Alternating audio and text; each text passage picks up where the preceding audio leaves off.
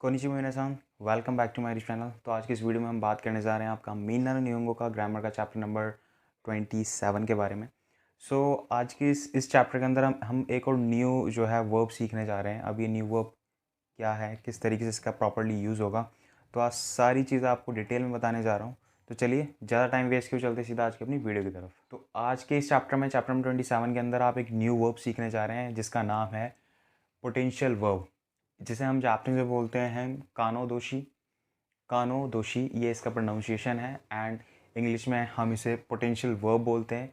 Potential verb होती क्या है, ये सीखने से पहले मैं आपको इसको एक्सप्लेन करना ज़रूरी समझता हूँ कि ये एक्चुअली चीज़ क्या है।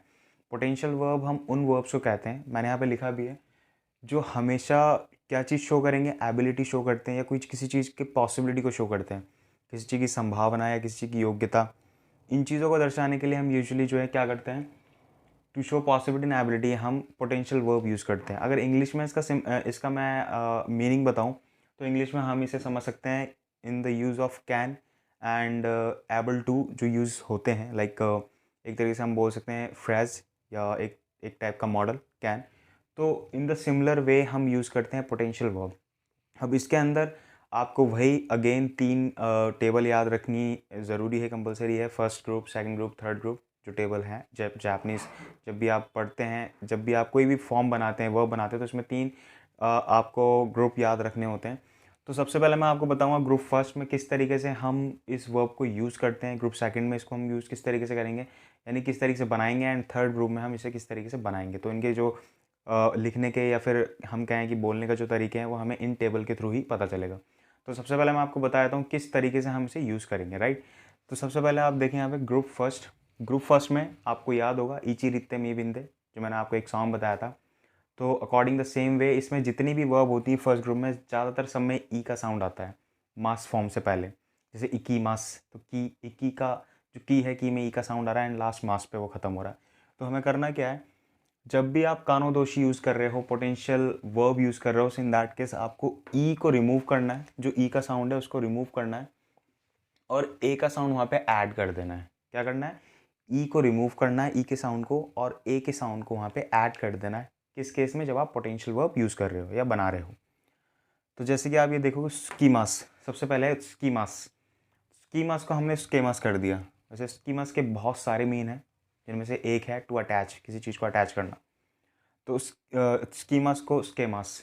अब अगर हम सिंपली स्कीमास कहेंगे तो to attach, and schemas means आप कह सकते हो कैन अटैच, राइट। तो ये इसका यूज़ था।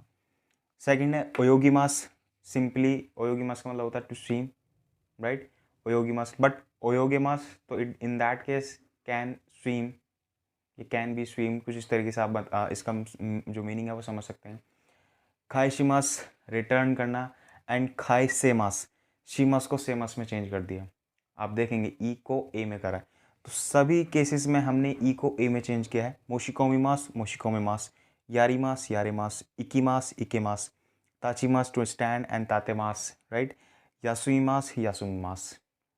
सो बहुत सिंपल यूज़ है इसका, बिल्कुल भी आपको डाउट्स क्रिएट करने की ज़रूरत नहीं है। बिल्कुल भी अगर आप स्टक हो रहे हो कि क्या सीख लिया, तो नहीं, बिल्कुल भी नहीं, ऐसा कुछ नहीं। बहुत सिंपल फॉर्म है, बहुत अच्छी यूज़ है, तो आप इसे इस तरीके से सीखें, इस तरीके से बनाएं। सेकंड ग्रुप की बात करूं तो सेकंड ग्रुप में जो मास फॉर्म है, हम मास को रिमूव करेंगे एंड उसकी जगह पे हमें यहाँ पे ऐड करना पड़ेगा सिंपल सा तीन वर्ड, रा रे मास, चार वर्ड सॉरी। मास हटा, उसके अल्टरनेट में क्या यूज़ हुआ है, रारे मास। उदाहरण के लिए सबसे पहला मैंने लिया है यहाँ पे ताबे मास। ताबे मास का जो है मास हमने हटाया, क्या बना, ताबे रारे मास, राइट। ये तो बहुत सिंपल था। अब मैं आपको बता रहा हूँ जो सेकंड ग्रुप में सबसे ज़्यादा जो स्पेशल वर्ब है वो कौन कौन सी हैं। वो स्पेशल वर्ब ये 7 वर्ब्स हैं। स्पेशली सेकंड ग्रुप के केस में इसका बहुत ज़्यादा ध्यान रखना। सबसे पहले ओकीमास, टू गेट अप। ओकीमास को हम ओकीरारेमास, ये स्पेशल इसलिए हैं क्योंकि इनके प्रोनाउंस जब आप इसको बोलोगे, प्रोनाउंस करोगे, तो सिमिलर लगते हैं ईची ग्रुप के। ये ऐसा लगता है ईची ग्रुप से हैं, बट ये ईची ग्रुप से नहीं, ये नी ग्रुप में है। तो ध्यान रखना इसका, बहुत ज़्यादा आपको ध्यान रखना। ओकीमास का ओकेमास कभी नहीं होगा, ओकीरारेमास होगा। सो प्लीज़ इस चीज़ के बारे में ध्यान रखना। सेकंड है मीमास, तो मिरारेमास। कारीमास तो खारीरारेमास, यानी कि टू बोरो करना, तो इसका खारीरारेमास हो जाएगा। ईमास टू एग्जिस्ट, किसी का एग्जिस्ट को बताने के लिए इरारेमास। ओरिमास, ओरिरारेमास, तो ओरिमास यानी कि डिसेंड, घटना, डिसेंडिंग जिसका मीन होता है। एंड इसके बाद आबिमास शावा, आबिमास टे के बाद हो तो आबिरारेमास एंड कीमास खुरारेमास। तो इस तरीके से यूज़ है। ये कीमास जो है यहाँ पर कम वाला जो आप समझ रहे हैं, तो कम वाला कीमास नहीं है, ये कीमास दूसरा है जो कहते हैं ना लाइक वियर वाले केस में, तो वो वाला कीमास है। तो उसके लिए भी हम किरारेमास इस तरीके से यूज़ करेंगे, राइट। इस चीज़ को बहुत ध्यान देना, क्योंकि दो टाइप के कीमास है, एक ये कीमास है और एक थर्ड ग्रुप में भी कीमास आएगा, तो उसका भी आपको ध्यान रखना है। उसके बाद हम बात कर रहे हैं आपका जो थर्ड ग्रुप है, उसमें हम किस तरीके से यूज़ करेंगे। तो थर्ड ग्रुप बहुत सिंपल है, शिमास का यहाँ पे देकीमास हो जाएगा। ये चीज़ आपको ध्यान रखना है, यहाँ पे शिमास का सारे रारे मास कुछ इस तरीके से नहीं होगा। तो इस चीज़ को बहुत अच्छे से ध्यान रखना जब भी आप पोटेंशियल फॉर्म बना रहे हैं, वो बना रहे हैं। सो इन दैट केस अगर कभी भी आप कोई सेंटेंस शिमास पर एंड कर रहे हैं, तो वहाँ पर आप हमेशा देकीमास लगाएंगे, या कीमास पे एंड कर रहे हैं तो कोरारेमास हो जाएगा।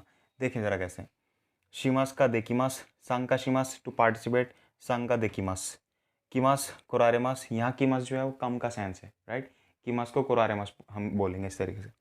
सुरेते कीमास मीन्स टू ब्रिंग समथिंग, कोई चीज़ अपने साथ ले जाना, तो सुरेते कीमास का सुरेते कोरारेमास इस तरीके से यूज़ होना है। तो ये था आपका सिंपली एक टेबल के थ्रू मैंने आपको समझाया कि इस तरीके से यूज़ होगा।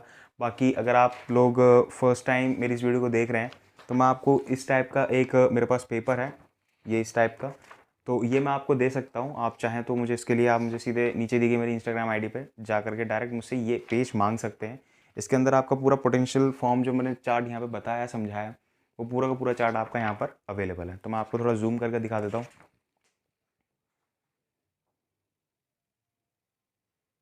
राइट। सो इस तरीके का पेपर है, ये मैं आपको आराम से इजीली दे सकता हूँ। अगर आपको चाहिए तो आप मुझसे ले सकते हैं। चलिए तो चलते हैं इसके बाद सीधे अपनी एक्सरसाइज की तरफ, यानी कि जो पैटर्न है वो देखते हैं। फर्स्ट पैटर्न किस तरीके से होना था।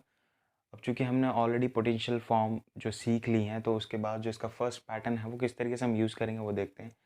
सबसे पहले मैंने यहाँ पर एक सेंटेंस लिखा है, और इस सेंटेंस के बाद जो पोटेंशियल फॉर्म है उसको यूज़ करके एक सेंटेंस लिखा है, और दोनों में हम देखेंगे हमने डिफरेंस क्या है।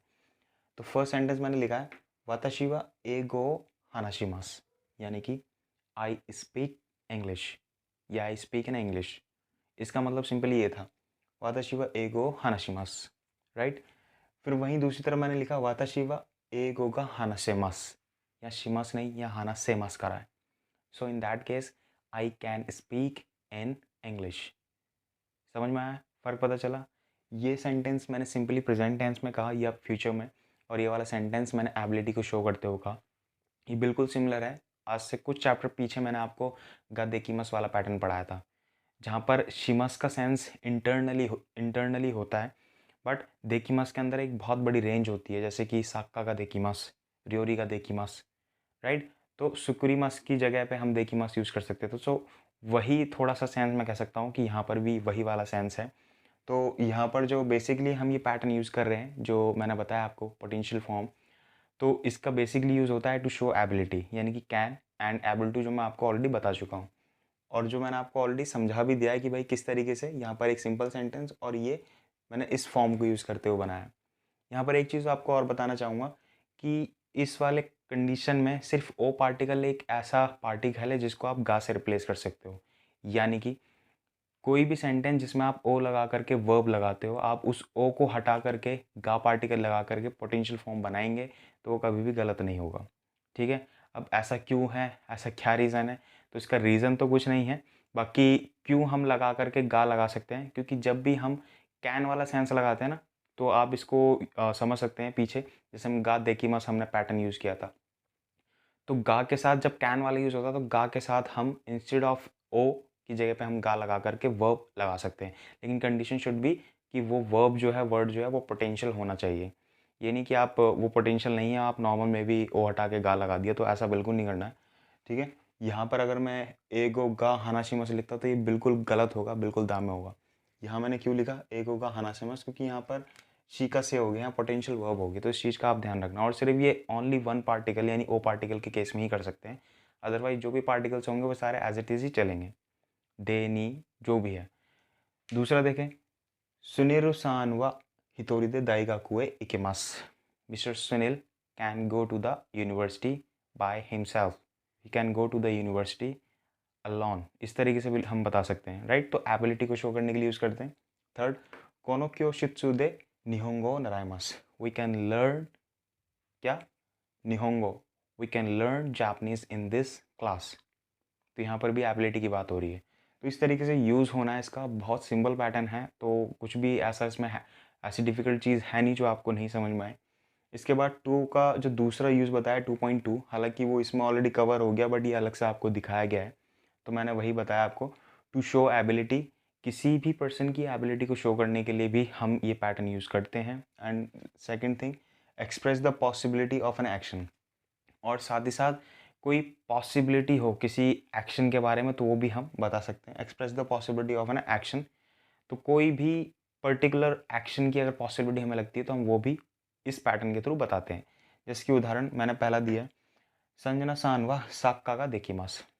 जो संजना सान है वो साक्का यानी फुटबॉल जो है वो शी कैन प्ले फुटबॉल, यहाँ पर ये मैंने बोलना था, तो साक्का का देखिमास मैंने बोला, तो ये एबिलिटी को शो करने के लिए यूज़ किया। अब दूसरा वाला जो यूज़ मैंने लिखा है वो express the possibility of an action, वो किसी भी एक्शन की पॉसिबिलिटी को शो कर रहा है। एक्शन की पॉसिबिलिटी यानी कि कहीं पर कोई चीज़ की जा सकती है, ऐसी कुछ पॉसिबिलिटी है। तो जैसे कोनो मिसे दे ग्यून्यू गा खाइमास, you can buy milk from this shop, is that clear. तो करना क्या है, कोनो मी से दे ग्यूनियो, यहाँ पर मैं ओ भी लगा सकता था, ग्यूनियो ओ खाइमस, बट ओ को आप रिप्लेस करके गा लगा सकते हो पोटेंशियल फॉर्म में, तो इस चीज़ के इसीलिए मैंने यहाँ पे गा खाइमस लगाया। कंफ्यूज बिल्कुल नहीं होना है, ठीक है, समझ में आ गया। ये 2 टाइप की सेंटेंस हम बेसिकली इसमें यूज़ करते हैं। इसके बाद चल रहे हैं हम यहाँ पर, जो उसका थर्ड है मी मस एंड की कोई मस। तो मैं आपसे एक चीज़ बहुत क्लियरली कहना चाहूँगा, मी मस, क्योंकि इसमें ए मस आ रहा है, कन्फ्यूज मत होना कि कोई मस ए मस आ रहा है, कन्फ्यूज मत होना। ये डेलिबरेटली इन पैटर्न को ऐड, इन 2 वर्ड को ऐड किया गया क्योंकि ये दोनों के दोनों जो है यहाँ पे जिदोशी है, ठीक है। और मैंने आपको बताया जब भी जिदोशी आता है, जिदोशी से पहले गा पार्टिकल यूज़ होता है, तो इसका ऑटोमेटिकली जो सेंस आता है वो नेचुरल सेंस होता है कि ऑटोमेटिकली, कि कोई मस का मतलब कोई चीज़ ऑटोमेटिकली आपको सुनाई दे रही है, ऑटोमेटिकली आपने कोई चीज़ देख ली, ठीक है। तो इसीलिए यहाँ पर कन्फ्यूजन सबसे ज़्यादा स्टूडेंट में ये होता है कि यहाँ पर ए का साउंड आ रहा है, तो कई बार वो किकीमस को, जो एग्जैक्टली पोटेंशियल होता है किकीमस का किकेमस एंड मीमस का मिरारेमस, वो इसको बोलने की बजाय मीमस को मीमस बोल देते हैं एंड किकीमस को किकोएमस बोल देते हैं। तो ऐसा नहीं करना बिल्कुल भी। अब क्यों नहीं करना, उसका डिफरेंस देखिए। मैंने यहाँ पर दोनों को अच्छे समझाने के लिए अलग अलग सेंटेंस लिए। कोनो हेया दे तेरे बीगा मिरारेमस, ये पोटेंशियल फॉर्म में हमने यूज़ किया है, जिसका मतलब ये हुआ, in this room we can watch TV, ठीक है। तो इस रूम में, इस पर्टिकुलर कमरे में हम टीवी देख सकते हैं, इसका मतलब ये है। और ये हमारे डेलिबरेटली इंटेंशन होते हैं किसी चीज़ को करने के। अब सेकंड वाले में देखें, कोचिराकारा रामसानो ऊचीगा मेमास, अब ये ऑटोमेटिकली है। From here we can see, क्या कर सकते हैं, वी कैन सी क्या देख सकते हैं, मिस्टर राम्स होम या mister Ram's house, we can see mister Ram's house from here. Suppose मान लेते हैं हम कहीं किसी बिल्डिंग पे हम गए, या ऑफिस की बिल्डिंग पे गए। सपोज मान लेते हैं कि कोई मिस्टर राम है, वो नियर बाय ऑफिस ही रह रहा है, तो हम कह सकते हैं कि आप यहाँ से राम साहब का घर आराम से देख सकते हैं, इजीली देख सकते हैं, वो रहा उनका घर। सो इन द सिमिलर वे, कोई ज़रूरत नहीं है हमें हम देख कि हम वहाँ देखें, बट वो ऑटोमेटिकली हम देख सकते हैं क्योंकि बहुत नियर है, राइट। तो कहना मैं क्या चाह रहा हूँ, उस इंटेंशन को समझने की कोशिश करिए। यहाँ पर ऑटोमेटिकली चीज़ हमें दिख रही है, तो दोनों में फ़र्क है, ठीक है। ये जिदोशी है और ये नॉर्मल सेंटेंस है। तो जिदोशी को और जो यहाँ पे पोटेंशियल फॉर्म है, इसको एक बिल्कुल मर्ज मत करना, ये दोनों अलग अलग हैं, पोल अपार्ट हैं। थर्ड, वाताशी वा खारे नो मोंदाई का किकेमास, I can hear his problem, मैं उसकी परेशानी को सुन सकता हूँ, राइट। यहाँ पर ये था इंटेंशन, आप इंटेंशनली उसकी बात को सुन सकते हैं, आपने ये बताया। बट यहाँ पर फोर्थ, कोकोनी हेन्ना होतोगा किकोएमास, so strange sound can be heard here, तो यहाँ पर एक अजीब आवाज़ सुनी जा सकती है, कुछ इस तरीके से हो गया। तो इस वाले केस में भी क्या है, जो आवाज़ है वो ऑटोमेटिकली आ रही है, कोई इंटेंशन नहीं है उसको सुनने का, बट वो ऑटोमेटिकली सुनाई दे रही है। तो वही मैंने कहा, जिदोशी एंड पोटेंशियल वर्ब दोनों अलग हैं, इन दोनों को मर्ज मत करना। दोनों के एग्जाम्पल भी मैंने आपको समझाएं, तो आई होप इसमें आपको कोई दिक्कत नहीं आएगी। पार्ट नंबर 4 में हम सीख रहे हैं देखीमस का एक अनदर यूज़। अभी हमने सीखा था पोटेंशियल वर्ब में कि शिमस को हम देखीमस कर देते हैं, that is the different thing. फिर इसके अलावा हमने एक देखीमस पढ़ा था, गा देखीमस, जो ऑलरेडी कवर करता है एक एबिलिटी को, मतलब जिसके अंदर एक इंटरनली बहुत सारे मेन होते हैं कि वो उस चीज़ को कर सकता है शिमस के सेंस में या सुकुरीमस के सेंस में। तो ये पीछे वाला देकीमस था। अब ये एक देकीमस और है जो इस चैप्टर के अंदर है, ये एक अलग पैटर्न है। अब यहाँ पे इसका एग्जैक्टली मीन है come into being, come up, be completed, be finish, be made. यानी कुल मिला करके किसी चीज़ के कंप्लीट होने का सेंस है, कोई चीज़ पूरा हो जाना, ठीक है, कंप्लीटेड या फिर फिनिश या फिर कोई चीज़ बनना। तो इन सारे सेंस में हम देकीमस का यूज़ करते हैं। अब कैसे करते हैं ज़रा मैं कुछ एग्जांपल देता हूँ, वो देखिए। गाक्को नो चिकाकुनी अतराशी बीरू का देकीमाश्ता, ठीक है। So a new building has been completed near by the school. तो स्कूल के पास में एक न्यू बिल्डिंग जो है वो अभी बन गई है, तैयार हो गई है, राइट। सेकंड है हिरू गुहान व इत्सु देकीमास का, जो दोपहर का खाना है वो कब तक बन जाएगा, कब तक रेडी हो जाएगा। तो इस तरीके से हम बना सकते हैं। फर्दर आपको एग्जांपल दूं तो हम कभी कभार ये भी बोलते हैं कि लाइक कोई चीज़ हमने रिपेयर करने के लिए दी, कब तक ये चीज़ ठीक हो जाएगी, ठीक है, इत्सु देकीमास का। फॉर एग्जांपल मेरा फ़ोन टूट गया, मैंने दुकान पे दिया, तो इन दैट केस मैं बोलूँगा शॉप जो मोबाइल वाला है कि इत्सु मादे तो कोनो केताई नो शूरी वा इत्सु मादे देकीमास का। तो इन दैट केस भी हम यूज़ कर सकते हैं, राइट। तो देकीमास का यहाँ पर जो यूज़ है वो थोड़ा डिफरेंट है अभी तक हमने जो पढ़ा था उससे। अब हम बात कर रहे हैं यहाँ पे फिफ्थ का। तो फिफ्थ के अंदर जो हमने सीखना है वो है देवा, नीवा, एवा, कारावा, मादेवा। क्या है, वाह के केस में आपको बता दूँ, वाह हमेशा किसी भी नाउन को एज अ टॉपिक बनाता है। वाह वाह अगर किसी भी नाउन के साथ जब लग जाता है तो वो एज अ टॉपिक उसे बनाता है। वाह का मेन काम यही होता है। जब ये दे वाह के साथ लगता है, नी पार्टिकल के साथ जब वाह लगता है तो वो इन दैट केस वो उसको एम्फसाइज करता है, उस पर जोर डालता है, तब हम किसी पार्टिकल के साथ वाह पार्टिकल यूज़ करते हैं। अब मैं इसको एग्जाम्पल दूंगा, वहाँ आपको ज़्यादा अच्छे से समझ में आएगा। जैसे कोको देवा निहोंगो गा हानासिमास। So in that case here you can speak Japanese, ठीक है। आप यहाँ पर जो है जापनीज़ बोल सकते हैं, बिल्कुल बोल सकते हैं। जापनीज़ क्लास है तो आप जापनीज़ क्लास में तो ऑब्वियसली आप बोलेंगे, राइट। तो यहाँ पर मैं फोर्स किस चीज़ पे कर रहा हूँ, कोको देवा, यहाँ पर आप जापनीज़ बोल सकते हैं, राइट। तो एम्फसाइज करने के लिए हम हमेशा पार्टिकल के साथ वा जो है पार्टिकल यूज़ करते हैं। तो यहाँ पर देवा दो पार्टिकल यूज़ हो गए एक साथ। देरी दाएगा कुनी वा, देरी दाएगा कुनी वा निहोंजिन नो सेंसेई गा इमासु। So in Delhi university there are also Japanese teacher, ठीक है। तो दिल्ली दाएगाकू में भी, दिल्ली यूनिवर्सिटी में भी जो है जापनीज़ टीचर हैं। तो ये मैंने बताया है, तो यहाँ पर मैंने एम्फसाइज़ किया है दिल्ली यूनिवर्सिटी को, इसलिए दिल्ली यूनिवर्सिटी जो है as a noun as a subject वहाँ पे वो बन गई है, उसके साथ नीवा पार्टिकल लगाया है, ठीक है। थर्ड, कुरुमा कारा वा यामागा मिएमास। तो यहाँ पर कारा के साथ भी वा लगाया, तो कुरुमा कारा वा यामागा मिएमास, ठीक है। So from the car we can see, या फिर from the car mountain can be seen, right. तो कार से भी पहाड़ को देखा जा सकता है। तो इस तरीके से सेंटेंस बनाते हैं हम इस वाले केस में।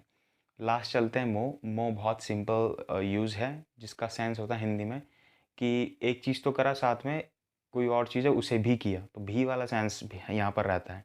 उदाहरण के लिए वाताशी वा चूगोकुगो गा हानासिमासु। तो I can speak Chinese language and फ्रांस गोमो हानासिमास, and along with this can also speak French language, ठीक है। So along with this can speak French language as well. So वही चीज़ है, ये चीज़ तो मुझे आती है लेकिन साथ में ये भी आती है, तो भी का सेंस इसमें रहता है। तो वही है मो जो हम पढ़ चुके हैं। सेंकेत्सुवा नोएडा इकिमाशिता, लास्ट मंथ में नोएडा गया था। गुरुग्राम एमो इकिमाशिता, गुरुग्राम भी गया था। तो एमो यहाँ पर भी हमने दो पार्टिकल यूज़ किए, ठीक है।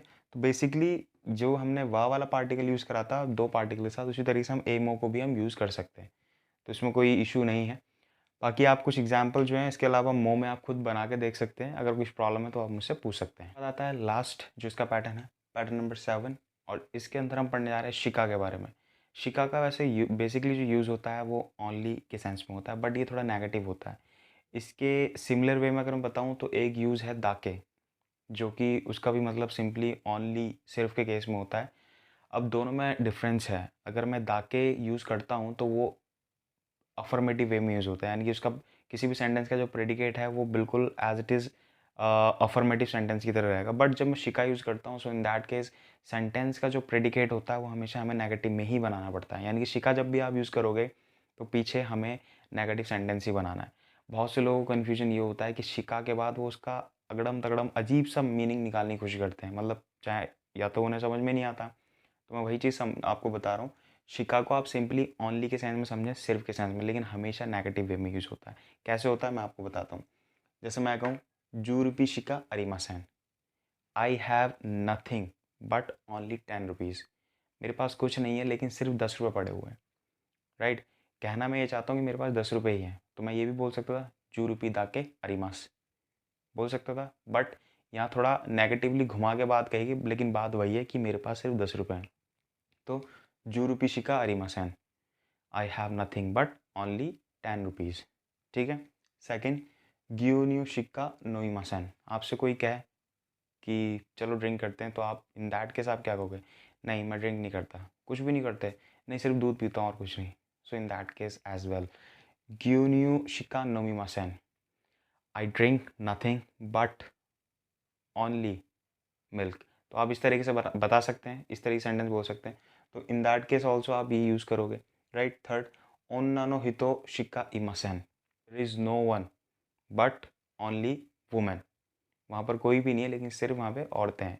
कोई नहीं है लेकिन औरतें हैं। राइट, इन दैट केस भी हम यूज़ कर सकते हैं। फोर्थ, हिरागाना शिका खाकीमासेन।